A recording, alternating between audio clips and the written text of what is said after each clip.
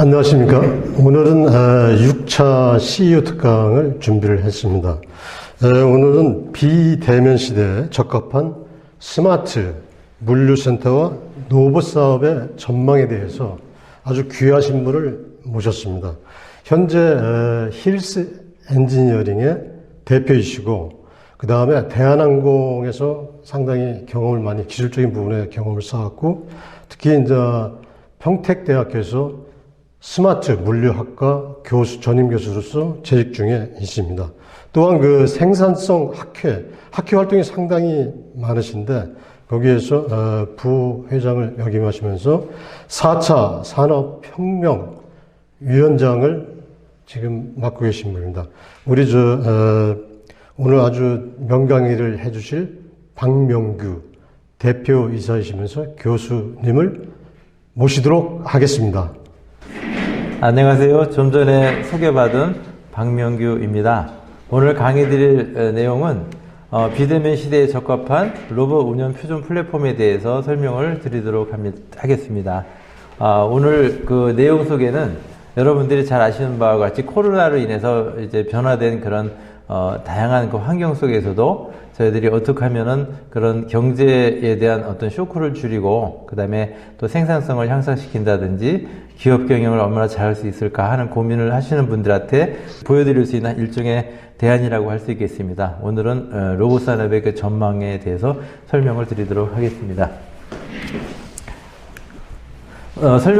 설명드릴 순서는 이 물류 로봇을 이용했을 때의 그런 효과성, 또 필요성, 그리고 그 하나의 그 모델로서 로봇에 대한 모든 재원과 특징, 그리고 운영 시스템에 대해서 설명을 드리도록 하겠습니다. 먼저 간단한 동영상을 통해서 저희들이 이 로봇에 대해서 좀 익숙해지는 시간을 갖도록 하겠습니다.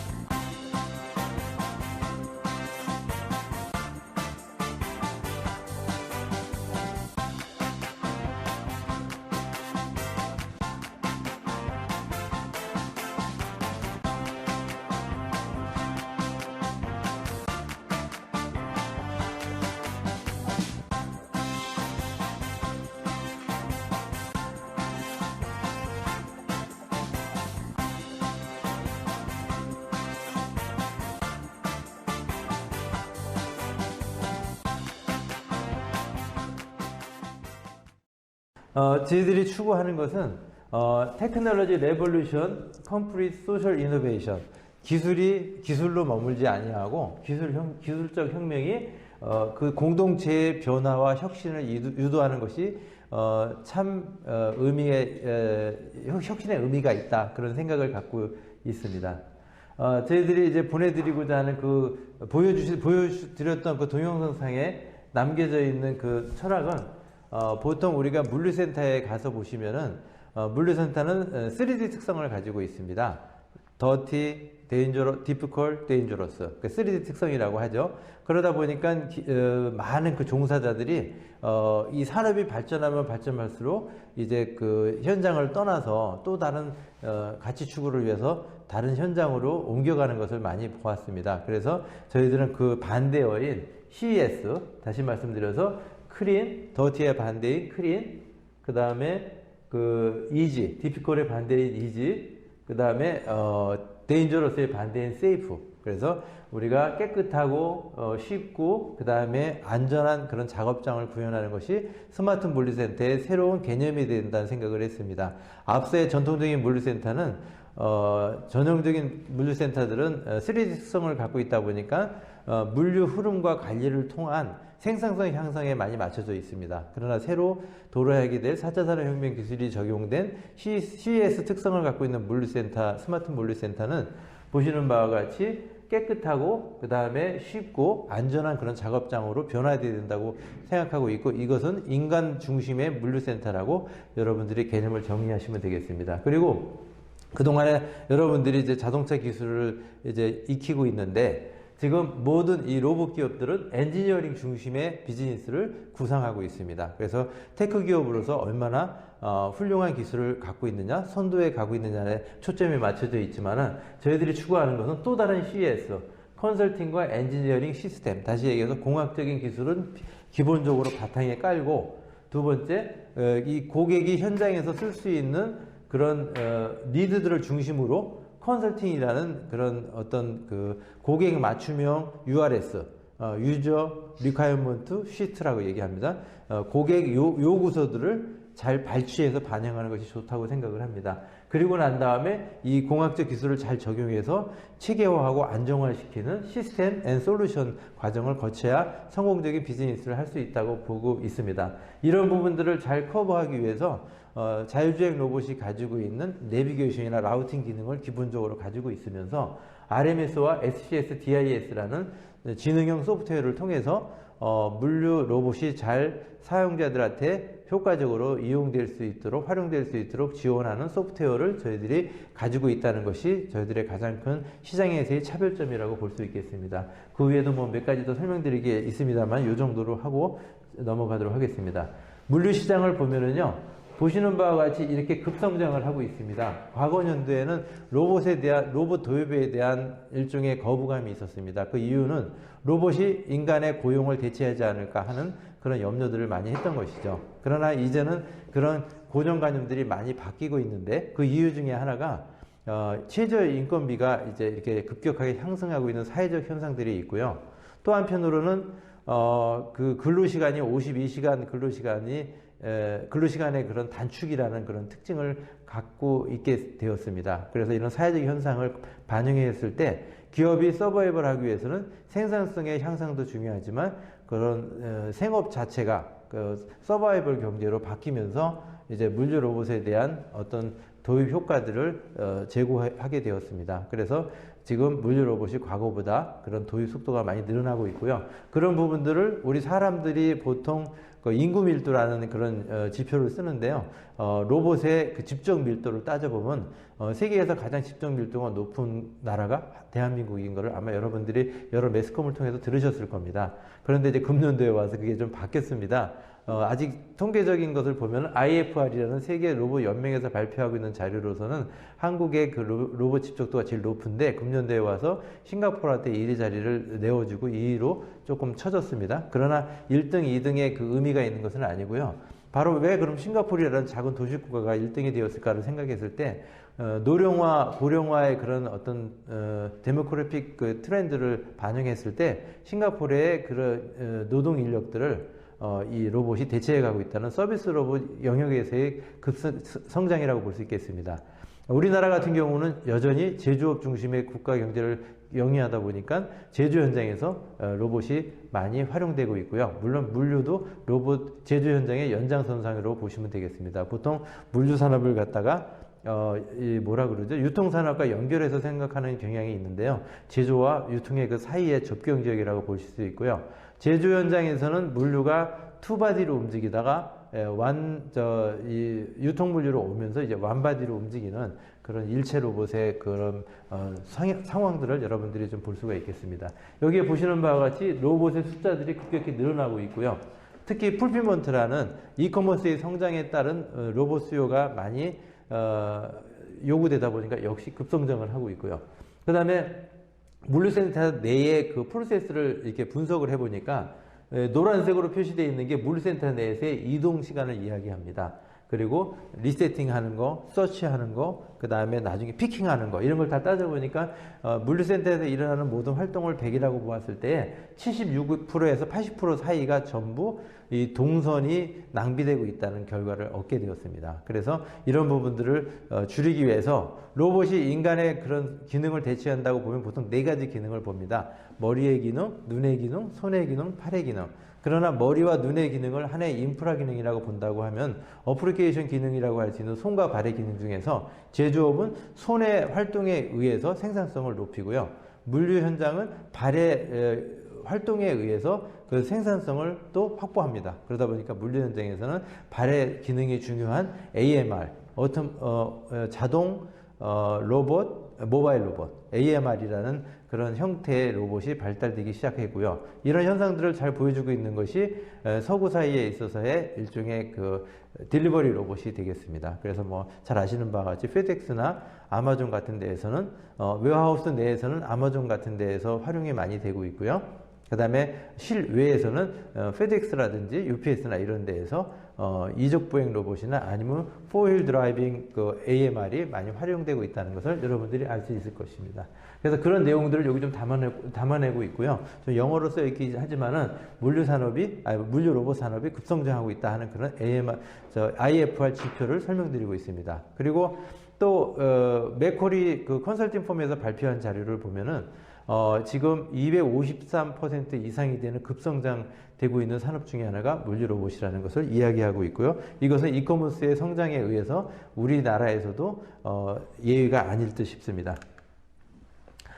이런 물류 로봇을 이용했을 때 얻어질 수 있는 그 효익을 볼 때 코스트 리덕션, 그러니까 비용을 절감한다는 거, 그 다음에 작업장의 안정성을 높인다는 거, 그 다음에 고용되고 있는 그 작업원들의 그 복지성을 향상시킨다는 거, 그 다음에 워크 에피션시, 작업의 어떤 퍼포먼스를 높임으로 인해서 생산성을 높인다는 거, 뭐 이런 여러 가지 효과들이 있다는 것을 저희들이 참고해서 알 수 있겠습니다.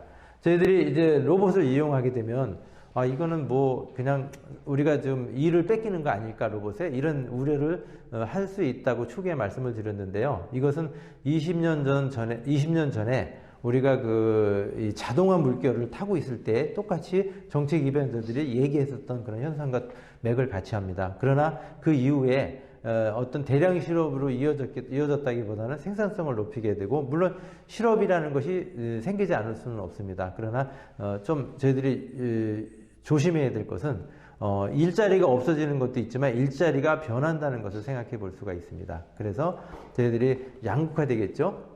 단순하고 반복되는 그런 일들은 없어져 갈 가능성들이 높습니다. 그런 부분들을 로봇이 대체해 갈 수 있다는 것을 저희들이 예상할 수 있겠죠. 그러나 이런 부분들을 커버하기 위해서 좀 더 고품질의 양질의 어떤 그런 일자리를 만들어가는 노력도 같이 해가야 되는데, 그것이 이제 사람의 영역이 되겠죠. 그래서 사람이 잘할 수 있는 그런 영역들도 잘 만들어가야 되고요. 그래서 이런 관리를 잘하기 위해서 데이터를 잘 활용해서 어떤 서비스 모델을 잘 만들고 관리 포인트를 잘 생산해내고 하는 그런 사람들의 그런 모션 스터디에 대해서 관심을 갖게 되겠습니다. 이 로봇의 한 가지 전형을 보여드리면 롤로봇입니다. 롤로봇 같은 경우에는 그림에서 보시는 바와 같이 제가 손을 대면 좀 화면이 바뀌기 때문에 그냥 손가락으로 대체하겠습니다. 상부에 그 카메라가 있습니다. 그래서 세 가지 주요 기능이 있는데요. 하나는 사람의 작업자를 또 쫓아다니는 기능. 그때는 어떤 경우죠? 작업자가 숙련자일 경우입니다. 또 작업자가 숙련자가 아니고 미숙련자일 때에는 오히려 로봇이 앞서가면서 사람을 처음에 들어온 초도 인력들을 갖다가 리딩을 하게 됩니다. 그래서 앞에 카메라가 있어서 눈의 기능을 대신하고 있고요. 그 다음에 컨트롤. 이게 기계가 움직이는 것에 멈추지 않고 환경의 정보를 읽어서 기계가 작동하도록 인터페이싱을 해줘야 되는 그 컨트롤 보드가 있습니다. 그런 제어부가 있고요.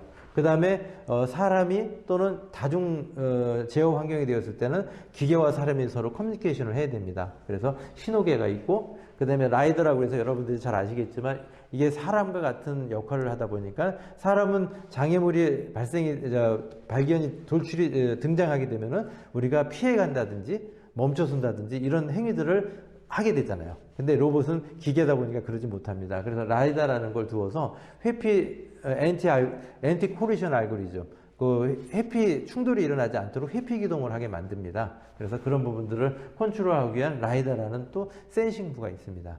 그거 위에 이제 적재부가 있고요, 구동부가 있고 어떤 여러 가지 그런 부분들인데 이것이 잘 섞여져서 작업을 할 수 있도록 만들어져 있습니다. 그래서 이 롤로봇은 라이다와 비전 테크놀로지가 결합되어 있는 가이던스 메소드가 있고요. 그 다음에 스피드는 초당 1.2m를 맞춰놨는데 그 이유는 그 이상도 더 갈 수 있도록 이제 고속화되어 있지만 1.2에 맞춰놓은 것은 저희들이 안전을 위한 것입니다. 사람의 보속과 기계의 주행 속도가 뭐랄까 조화를 이루지 않으면 그게 사고를 이어질 수 있습니다. 그래서 시속 5km 정도가 작업 안전 속도인데 그거를 초당 나누면 1.2m 정도 되겠습니다. 그 다음에 로딩 캐패시티를 저희들이 100kg에 맞추는 것은 이것이 풀피먼트 센터에 맞춰진 겁니다. 풀피먼트 센터가 좀 낯선 분들이 있을 텐데요. 우리가 아마존 같은데 쿠팡 같은 데에서 이커머스를 대응하는 주문 대응형 센터를 풀피먼트 센터라고 합니다. 그런 곳에서는 소량 다빈도 소형 제품들이 주로 움직이다 보니까 무거운 물건들을 움직이지 않습니다. 하나 내지는 두 개의 그 주문량들을 모아가지고 그 다음에 홈딜리버리로 연결을 합니다. 그러다 보니까 이 페이로드는 높지 않습니다. 100kg 안에서 충분히 소화가 되고요. 사람의 작업 인체공학적 특성을 이용했을 때 2단 적재 구조를 만들어놨을 때 큰 무리가 없습니다. 그 다음에 디멘전도 600cm에 1290, 그 다음에 800 하이트 이렇게 맞춰준 이유는 사람의 그 작업이 이루어지는 그런 하이트를 보면은 보통 허리 높이에서 작업이 이루어지고요. 바닥은 사람의 그 발목 높이입니다. 20cm 안에서 휠이 구동하면 됩니다. 그 다음에 사람의 무릎 높이에서 이적이 일어납니다. 옮길 때는 무릎을 움직이죠. 그 다음에 작업은 아까 허리라고 했고, 그 다음에 어디 손을 쓸 때에는 자기 표준 신체에다가 한 30cm를 더 늘려서 팔의 높이를 만듭니다. 이런 것들이 이 골든 존들이 전부 다 사람의 신체를 중심으로 움직이다 보니까 서양 로봇들은 좀 더 큽니다. 그 다음에 우리보다 신체가 작은 아세안들은 로봇도 좀 작아야 됩니다. 이런 인체공학적 특성을 잘 감안해서 설계를 해야 된다는 것을 말씀드리고 싶습니다. 여러분들이 기계를 설계하고 자동차를 이제 뭐 이렇게 여러 가지 또 디자인도 하고 이런 일들을 하고 있다고 제가 들었는데요. 그때 이루어지는 신체의 특성을 보면 잘 이해할 수 있습니다. 제가 잘 아는 지인이 아우디를 타고 다닙니다. 근데 이분이 운전자가 농구 선수였기 때문에 등치가 커요. 근데 아우디는 잘 타고 다니더라고요. 그런데 제가 좀 같이 동승할 기회가 있었는데 이제 우리 국산 자동차, 현대기아 자동차를 탔을 때 무릎을 이렇게 구부리고 불편하게 타더라고요. 그게 뭐냐면 우리나라의 표준 체형을 감안해서 만들어진 게 이제 국산 자동차고요. 독일 사람도 등치가 크잖아요. 그러니까 그쪽은 좀 넓게 만들었더라고요. 그래서 이제 그런 부분들을 우리 로봇에서도 똑같이 볼 수가 있습니다. 그래서 항상 설계자는 수요자가 어떤 정보를 원하고 어떤 환경을 원하는지를 잘 알고 거기에 맞춰서 설계, 제작, 연구를 해야 된다는 특징을 여러분들이 알고 계시면 어느 분야에 가서 일을 하시더라도 도움이 될 거라고 생각을 합니다. 요거는 이제 물류센터의 그 현장을 조금 설명드리고자 하는 장표입니다. 빨간색 라인과 푸른색 라인이 있습니다. 앞에 있는 것은 세 가지 주요 기능이 있는데요. 이거는 숙련자를 쫓아가는 기능입니다. 그리고 밑에 있는 것은 셔틀이라 그래서 이 자동차가 자율주행을 합니다. 자동차가 아니라 로봇이 자율주행을 합니다. 그래서 어떤 목표가 정해지면 얘가 최단거리로 움직일 수 있는 최적화 라우팅을 하게 됩니다. 그래서 그런 부분들을 가지고 있고요. 여기 빠져 있는 게 피커 추종을 하는 기능이 있고 거꾸로 리딩 기능을 합니다. 그래서 작업자가 뭐라 그럴까 숙련자가 아닐 때는 로봇이 그 작업자를 인도해서 다니는 것이죠. 그런 세 가지 주요 기능을 갖고 있습니다. 앞에 이제 보여드렸던 그 저기를 보면 그 비디오를 보면은 물류는 요 세 가지가 있고요. 자율주행, 피커 추종, 그 다음에 셔틀 딜리버리 이 세 개가 있고요. 그 다음에 그 운송 방역 로봇 같은 경우는 세 가지가 뭐냐면 UVC를 이용한 비대면 살균, 그 다음 방역, 그 다음에 약재 분사 방식을 위한 대인 살균, 그 다음에 이 공기 중에 떠다니고 있는 그 코로나균들을 200도씨의 그 원적외선 그 터널을 통하면서 전부 태워 죽이는 전소 살균. 이렇게 세 가지가 있어요. 그래서 이 세 가지 각각 3대 3인데요. 이런 특징들을 저희들이 현장에 잘 적용하기 위해서 비대면 사회에서 필요한 중심 기술이라고 볼 수 있겠습니다. 여기 보시면 파란색은 지금 작업자가 여기 노란색이 뭐냐면요. 이게 여러분들이 센터를 안 가보셨을 수가 있는데요. 센터에 가면 상품들을 적재하는 이런 렉들이 있습니다. 그거를 탑뷰 위에서 잘라서 보면은 이런 식으로 쭉 진열이 되어 있는데 이 파란색은 뭐냐면요. 이 노란색이 있는 곳이 바로 주문점입니다. 주문 1, 주문 2, 주문 3, 주문 3, 주문 4를 다닐 때 전부 가는 전수형 그 주행을 할 때에는 이걸 갖다 S라인형이라고 합니다. 또 영어 전문 용어로 스네이크형. 스네이크 영어로 뭔지 아시죠? 이렇게 꾸불꾸불 다니는 것이죠. 어떻게 했습니까? 실수는 없겠지만 되게 비효율적이겠죠. 그래서 이 주문점이 일어나는 곳을 여러 가지 방법론에 의해서 한 8가지 방법론에 의해서 찾아다니도록 하는 그런 알고리즘이 있어서 이거를 피킹 동선 최적화 알고리즘이라고 합니다. 거기에 맞게 사람은 그 룰을 따르겠지만 기계는 그렇지 않거든요. 그러다 보니까 기계는 그 알고리즘이 어떻게 내장되냐에 따라서 자기의 작업 방식들이 바뀌게 됩니다. 그거는 우리 소프트웨어에서 해결할 문제고요. 여러분들 중에도 이제 소프트웨어를 전공하는 학생들이 있을 텐데 그럴 경우에는 바로 이런 프로세스 알고리즘을 잘 알고 계시면은 여러분들 소프트웨어 짤 때 굉장히 도움이 되고요. 꼭 알아야 됩니다. 그래서 항상 프로세스를 먼저 알고 그다음 위에 테크놀로지가 올라간다는 거 잊지 않으셨으면 좋겠습니다. 빨간색이라는 것은 데스티네이션으로 바로 움직이는 겁니다. 이런 작업을 하면서 가는 게 아니라 목표가 정해지면 이 빨간색의 라우팅을 통해서 로봇이 움직여갖고 그 다음 목적지로 가게 되는 것이죠. 네. 그리고 이제 두 번째는, RMS와 WMS, CS, 5G 네트워크 이런 말들이 나오는데요. 이 WMS는 여러분들 잘 아시는 바와 같이 물류센터 운영 소프트웨어입니다. 공장에 들어갔을 때는 MES라고 하고요. 물류센터에서는 웨어하우스 매니지먼트라고 합니다. 그래서 거기서 작업지 시설가 떨어지면 거기에 맞게 로봇이 움직이면서 작업을 앞전에 슬라이드에서 보여드리는 것과 같이 피킹 작업들을 하게 됩니다. 이게 풀필먼트 센터다 보니까 피킹 동선이 굉장히 중요합니다. 원래 일반적인 물류센터는 인바운드 중심으로 되어 있습니다. 그래서 잘 제품을 갖다 넣어놓으면은 그 다음에 주문이 떨어지면 피킹을 해서 갖고 나가겠죠. 근데 이커머스가 등장하면서 여러분들 광군제 요새 블랙 프라이데이 이런 거 들어보셨잖아요. 하루에 막 70조 막 이렇게 거대한 물량이 터지는데 이거를 사람이 다 대응할 수가 없거든요. 그때 이제 로봇을 풀어서 동시간에 많은 작업을 할 수 있도록 운영을 합니다. 아마존 같은 데에서는. 그래서 요새 코로나 때문에 작년하고 다르게 블랙 프라이데이 하면은 막 매장이 막 미어 터지잖아요. 막 사람의 집계 효과가 높아져 갖고. 근데 올해는 사람이 없어요. 그리고 다 어디로 가냐면 다 이커머스로 하는 겁니다. 매출의 변동은 없습니다. 그러나 작업 방식의 변동은 많죠. 그러다 보니까 매장은 좁아지고 물류센터는 커지는 겁니다. 근데 물류센터를 무한히 크게 할 수 없다 보니까 매장을 물류센터로 변형해서 쓰여지는 그런 형태의 스마트 유통이 또 등장하기 시작합니다. 우리나라도 마찬가지죠. 우리나라도 여러분들 잘 가시는 이마트, 롯데마트, 홈플러스를 가보세요. 과거에 평균 150개 정도의 점포를 갖고 있는데요. 거기에 반 이상은 점포가 물류센터로 변형돼서 운영되는 걸 볼 수가 있죠. 무슨 특징이 있을까요? 물류센터를 곳곳에 가질 수는 없지만은 점포가 변형된다는 것은 점포가 갖고 있는 그 몫에 로케이션에 물류센터가 새로 등장하는 효과가 있는 것이죠. 그러다 보면 홈딜리버리를 빨리 해줄 수 있는 것이죠. 하다못해 아침 신문을 보니까는 농협조차도 2시간 배송, 새벽 배송을 한다고 나오더라고요. 낮 주간에는 뭐 로켓 배송 같이 2-3시간 배송, 야간에는 로켓 배송을 한다는 것이죠. 굉장히 격세지감을 느끼게 하는 부분입니다. 그러니까 그 신선물 식품까지도 이만큼 이제 속도에 민감해지는 그런 스마트 유통의 추세선을 볼 수 있겠습니다.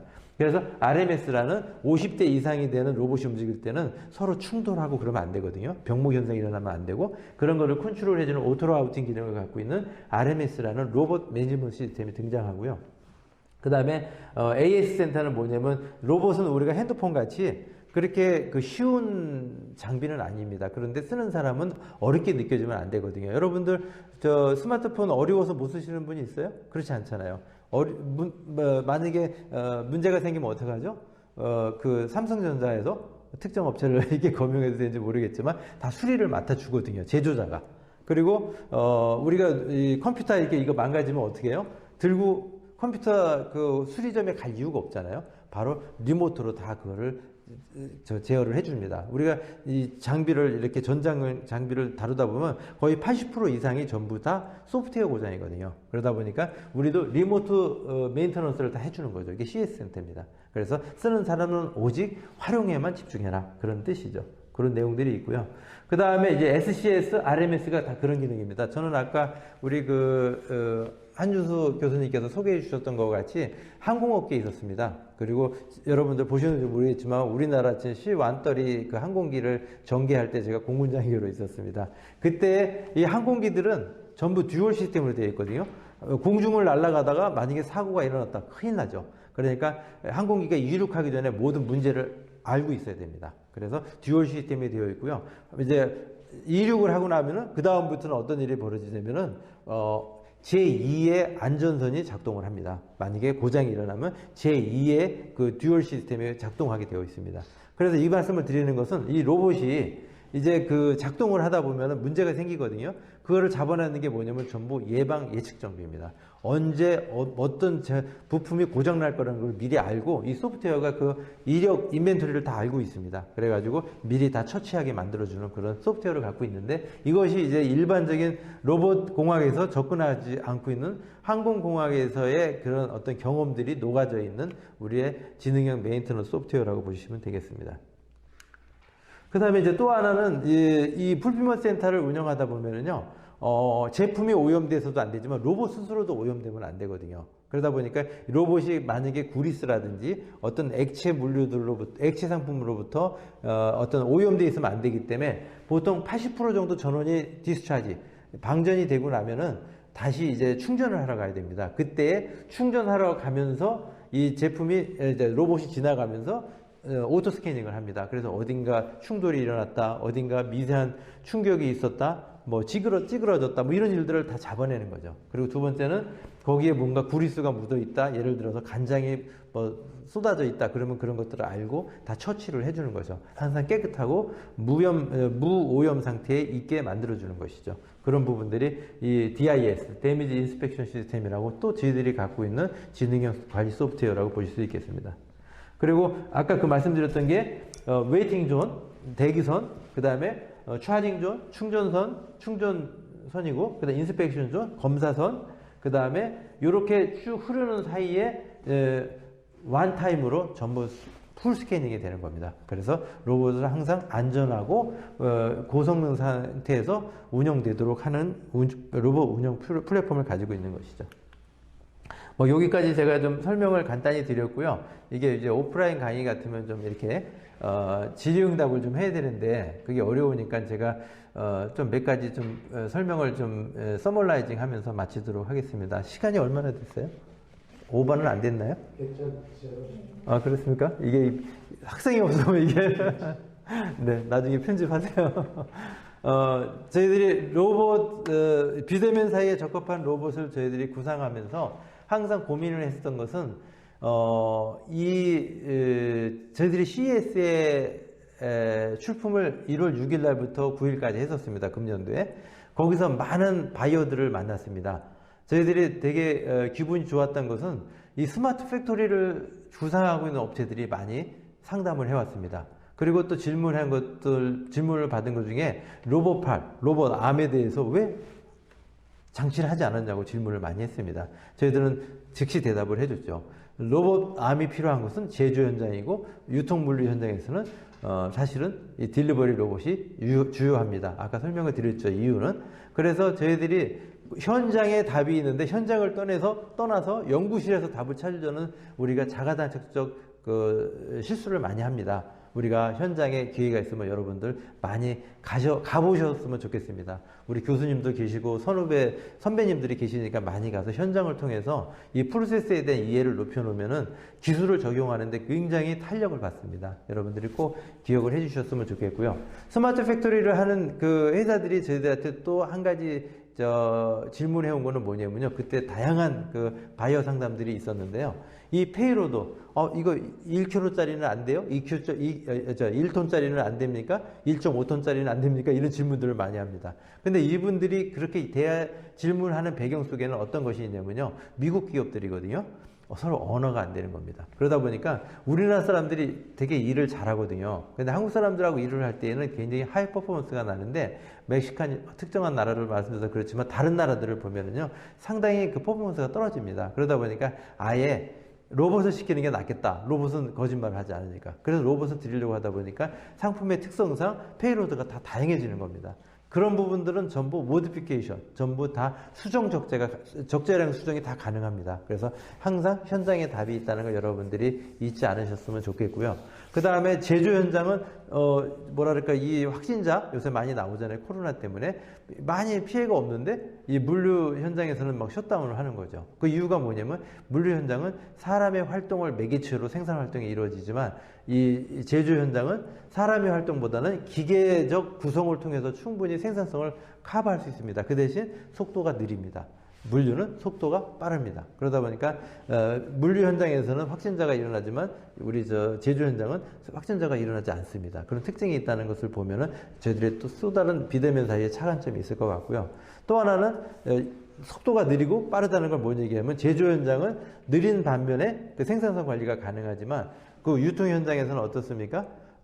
속도가 빠른 이면에 안전성이 되게 중요하다는 거죠. 사고가 많이 일어날 수 있다는 것이죠. 사람은 피해가면서 일어나지만 기계는 그렇지 않거든요. 그러다 보니까 그런 점을 감안했을 때 세이프티, 이 안전에 좀 중점을 두면서 여러분들이 어떤 그 설계가 이루어지면 좋을 것 같습니다. 여러분들은 전부 테크니션이다 보니까 기술자들이잖아요. 엔지니어들이잖아요. 기술에 대한 지식은 많이 있지만 현장에 대한 이해가 많이 부족합니다. 그래서 여러분들이 항상 그 현장을 운영하는 사람들과의 교감을 통해서 소통을 통해서 어떤 프로세스에 대한 이해를 잘 해주시는 게 중요합니다. 그리고 기술은 그 부분을 구현하기 위한 도구입니다. 기술이 위에 있고 밑에 있다 이런 상하의 개념이 아니고 그 연관성을 생각했을 때 항상 현장의 사용자의 그 생각을 맞추고 있는 것은 굉장한 힘이 됩니다. 그래서 기술자가 더 빛나는 것이죠. 그래서 그런 부분들을 여러분들 잘 이해하신다면은 결국 현장을 이해한다는 것은 고객을 이해한다는 말과 동일합니다. 여러분들이 더 훌륭한 그런 엔지니어로서의 사회적 지위를 구축해 가는데 도움이 될 거라고 생각을 합니다. 사실 비대면 사이에 대한 이야기는 할 게 되게 많습니다. 그런데 오늘 여러 가지 그 환경상 제가 로봇에만 좀 맞춰서 말씀을 드렸는데요. 이거 외에도 이 로봇이라는 것이 고용을 절대 대체하는 게 아니고 사람의 삶을 인간의 삶을 더 인간답게 할 수 있도록 만드는 데 도움을 주고 있다고 보여집니다. 세 가지 키워드가 첫째는 옛날에는 로봇이 사람이 로봇같이 일했다. 이제는 사람이 로봇같이 일한다. 이런 지능화 사회가 온다는 거죠.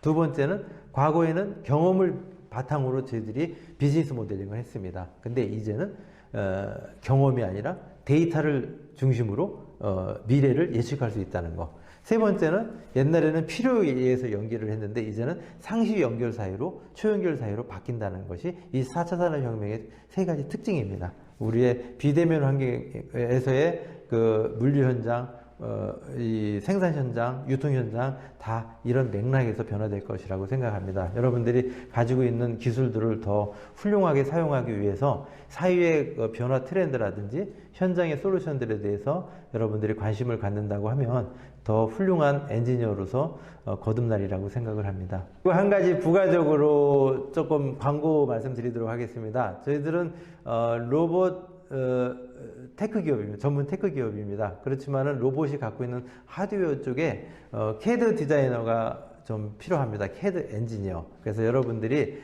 자동차 설계를 하면서도 CAD/CAM에 많이 좀 익숙한 교육을 받으셨을 텐데요. 저희들의 회사는 저 판교에 있습니다. 그래서 판교에서 저희들이 그래도 좀 잘 나가는 대표 로봇 기업 중에 하나인데요. 여러분들이 만약에 어떤 주거지라든지 아니면 미래의 어떤 그런 비저닝이 되어 있으면 노크해 주시기 바랍니다. 저희들 CAD를 잘하는 그런 엔지니어가 필요하고요. 판교에는 여러분들 로봇, AI, 그 다음에 클라우드, 빅데이터, 다양한 그런 정보들을 접할 수 있는 그런 환경입니다. 여러분들이 오셔서 같이 꿈을 키워주시면 감사하겠습니다. 이 정도 해서 강의를 정리하고 마치도록 하겠습니다. 감사합니다.